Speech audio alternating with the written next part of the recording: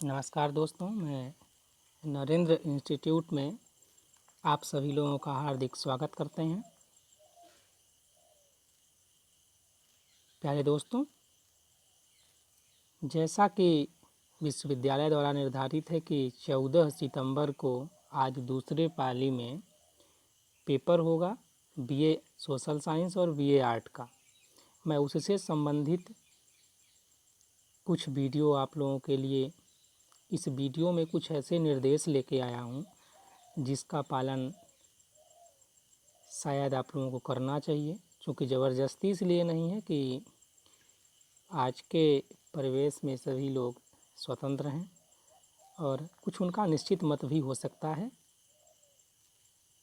फिर भी पूर्व बीएचयू के स्टूडेंट होने के कारण जो हमारा अनुभव रहा है एंट्रेंस पेपर को लेकर के, वहाँ के प्रशासन को लेकर के, वहाँ की जागरूकता को लेकर के, उससे मैं जो नवागत छात्र हैं जो बीएचयू में एडमिशन लेने के लिए सोच रहे हैं, उनके लिए मैं सोच रहा हूँ कुछ मैं बता दूँ कि क्या करना है और क्या नहीं करना है। क्या करने से ज़्यादा महत्वपूर्ण होता है क्या नहीं करना है, क्योंकि क्या नहीं करना है उससे बच्चे यदि जानते नहीं हैं तो उनका बहुत नुकसान हो जाता है। चलिए बिना विलंब किए हुए आप लोगों के समक्ष मैं कुछ बताना चाहूँगा। सबसे पहले ध्यान दीजिएगा, इनमें से कुछ विद्यार्थी ऐसे होंगे जो ऑफलाइन पेपर देंगे, ऑफलाइन मोड में पेपर देंगे, कुछ ऑनलाइन पेपर मोड में पेपर देंगे। तो जो सीबीटी मतलब कंप्यूटर बेस्ड टेस्ट देंगे, उनके लिए विशेष निर्देश है कि वो, चूँकि सभी जगह सीबीटी टेस्ट नहीं है, जो बनारस में स्थित हैं उनके लिए ऑफलाइन मोड में पेपर हो रहा है और कुछ ऑनलाइन मोड में पेपर हो रहा है। तो आप लोग समय पर सेंटर पर पहुंच जाएं। और क्या करना है, चलिए आगे।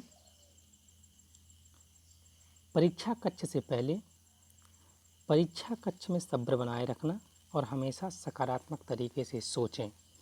परीक्षा कक्ष से पहले क्या करना है, अब कुछ नया नहीं पढ़ना है, ध्यान में रखिएगा। कुछ अब नया नहीं पढ़ना है, बिल्कुल ध्यान में रखिएगा आप लोग। कुछ नया नहीं पढ़ना है, नया नहीं पढ़ना है, ध्यान में रखिएगा।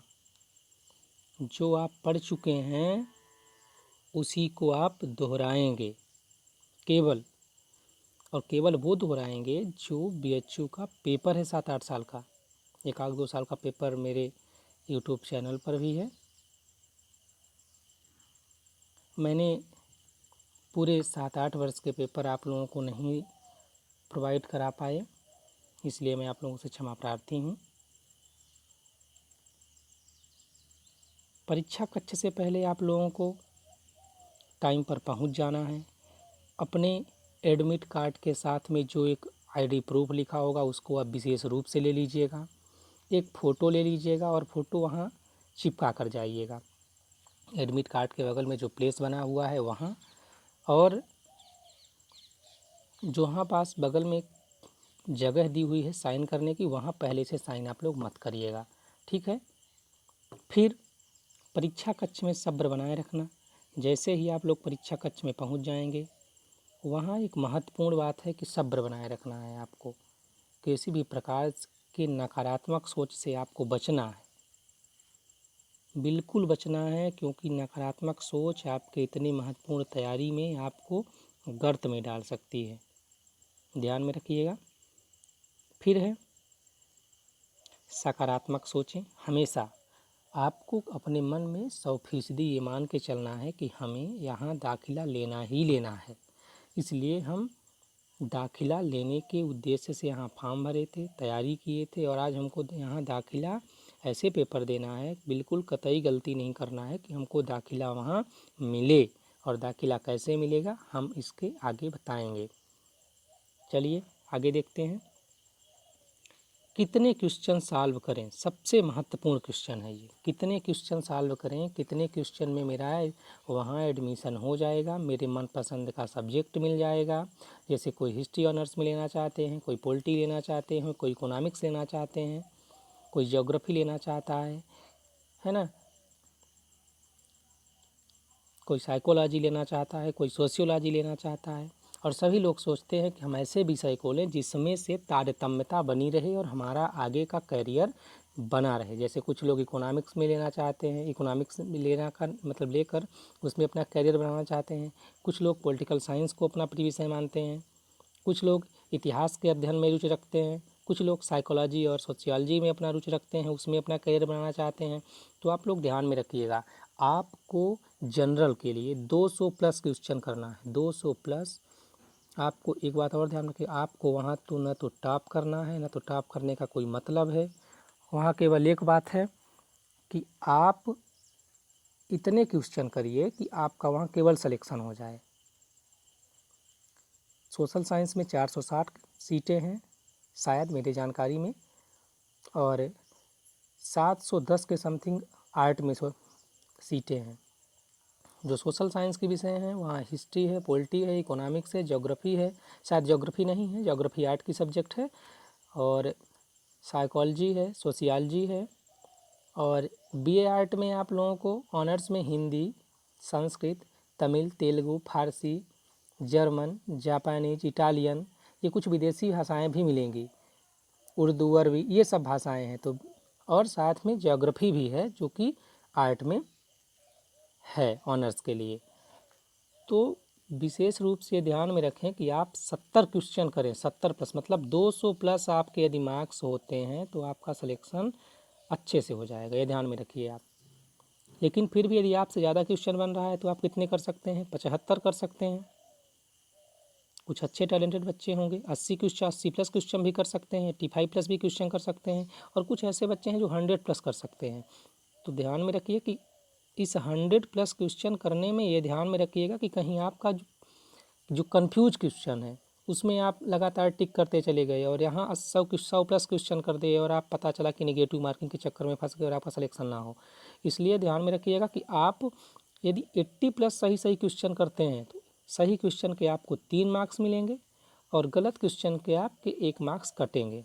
इसलिए ध्यान में रखिएगा कि जो उसमें कन्फ्यूजन होगा उस क्वेश्चन को आप बिल्कुल भी टच मत करिएगा, क्योंकि ये जो -1 है ये आपके पिछले उत्तर का जो प्राप्तांक है उसमें से माइनस होगा, जहां आपको नुकसान होगा। इसलिए आप ध्यान में रखिएगा कि जो क्वेश्चन आपसे एकदम एग्जैक्ट बन रहा है कि इसका आंसर यही होगा, आप उसी को टच करिएगा। नहीं होगा, कहीं कन्फ्यूजन होगा, बिल्कुल भी आप उसको टच मत करिएगा, क्योंकि यहाँ माइनस मार्किंग है। ध्यान में रखिएगा ये बात। और बता दें, क्वेश्चन पेपर के स्टार्टिंग में ही दिया रहता है इंस्ट्रक्शन में कि सब मतलब उस 4 आंसर्स में जो निकटतम होगा, जो निकटतम है उस निकटतम को आप टच करिए। ऐसा नहीं है कि आप मतलब 4 में आप जो पढ़े हुए हैं उसी को आप टिक करके चले आइए, जो निकटतम है उसी को आप टच करिए। ठीक है, जैसे फॉर एग्जांपल मैं क्वेश्चन बता दे रहे हैं आपको। जैसे महावीर का जन्म कहाँ हुआ था, ये मेरे समय का क्वेश्चन था, 2014 में आया था सोशल साइंस में, कि महावीर का जन्म हुआ था कुंडग्राम में, वैशाली में, बोधगया में और लुम्बिनी में। यहाँ देखिए आप लोग पढ़ते होंगे महावीर के जन्म के बारे में कुंडग्राम वैशाली में है, कुंडग्राम वैशाली, लेकिन कुंडग्राम यदि आप वहाँ टिक करके आते हैं तो आंसर गलत है, क्योंकि कुंडग्राम वैशाली जगह है। कुंडग्राम में वैशाली नामक जगह पर हुआ था, जहाँ इसका सही आंसर वैशाली माना गया विश्वविद्यालय के द्वारा। इसलिए आप निकटतम उत्तर पर टच करिए। ठीक है, एक क्वेश्चन और बता दें, 100 प्लस क्वेश्चन करने वाले जो विद्यार्थी हैं कि आप यदि 100 प्लस क्वेश्चन कर देते हैं, लेकिन 100 प्लस क्वेश्चन में अगर 10 क्वेश्चन आपके गलत भी हो गए तो कोई दिक्कत नहीं। लेकिन ये बात क्लियर आप मान के चलिए कि कितना भी कोई अच्छी तैयारी करके गया हो, 10 क्वेश्चन लाजमी ही है कि वो चला मतलब गलत हो ही जाएंगे उसके। इसलिए आप लोग ऐसा करिए, 70 और 80 के बीच जो एक आदर्श आंसर माना जाता है, आदर्श जो अटैम्प्ट माना जाएगा कि 80 क्वेश्चन आप तक करिए। और ध्यान में रखिए कि उस 80 क्वेश्चन में आपके 10 क्वेश्चन अधिक से अधिक कन्फ्यूजन वाले हों, मैं ये नहीं कहता हूँ कि कन्फ्यूजन थोड़ा सा हो, बिल्कुल आप क्वेश्चन छोड़ दीजिए, ऐसा नहीं करना है। जिसमें कन्फ्यूजन ज़्यादा है उसको आप बिल्कुल टच नहीं करिएगा। यदि आप 80 क्वेश्चन करते हैं तो 80 क्वेश्चन में यदि आपका 10 क्वेश्चन 12 क्वेश्चन गलत भी हो जाएंगे तो कोई दिक्कत नहीं है, क्योंकि 18 क्वेश्चन में अगर आप मान लीजिए आपके 75 सही हो जाते हैं तो ये 75 का आंकड़ा जाएगा 225 नंबर समथिंग, और 225 में यदि आपके 5 नंबर माइनस भी हो गए तो हो गया आपका 220, और 220 में आपका सिलेक्शन हो जाएगा।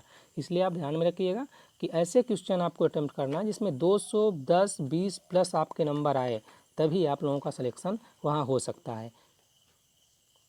चलिए, सभी लोग जितने भी विद्यार्थी आज पेपर देने वाले हैं सभी लोग अपना सकारात्मक मनोभाव बनाए रखें और सहजता के साथ एग्ज़ाम सेंटर में जाएं और एग्ज़ाम दें। धन्यवाद।